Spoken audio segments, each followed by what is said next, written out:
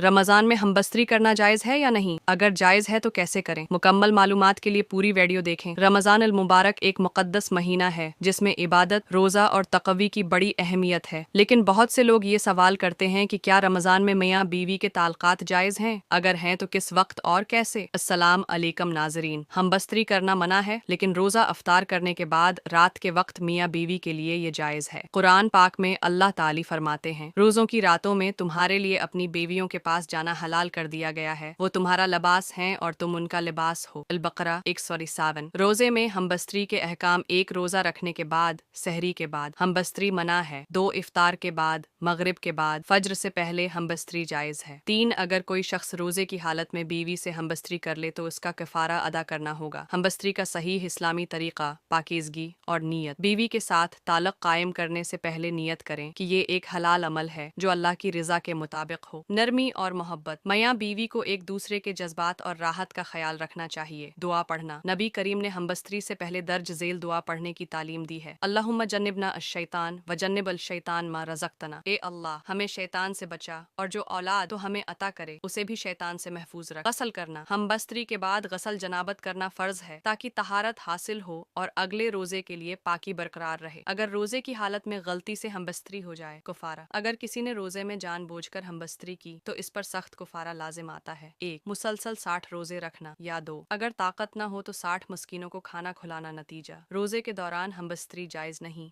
लेकिन मगरिब के बाद फज्र से पहले ये बिल्कुल जायज़ है। रोज़े में ज़ब्त नफ्स बहुत ज़रूरी है ताकि रोज़ा मुकम्मल और सही तरीके से अदा हो। इस्लाम पाकीज़गी और तहारत को बहुत अहमियत देता है, इसलिए हर अमल में हलाल और जायज़ तरीके को अपनाना ज़रूरी है। अगर आपको ये मालूमात मुफीद लगें तो मज़ीद इस्लामी रहनुमाई के लिए हमारे चैनल एसवी उर्दू को सब्सक्राइब करें। हुस्नन व जमीलन। अल्लाह हाफिज़।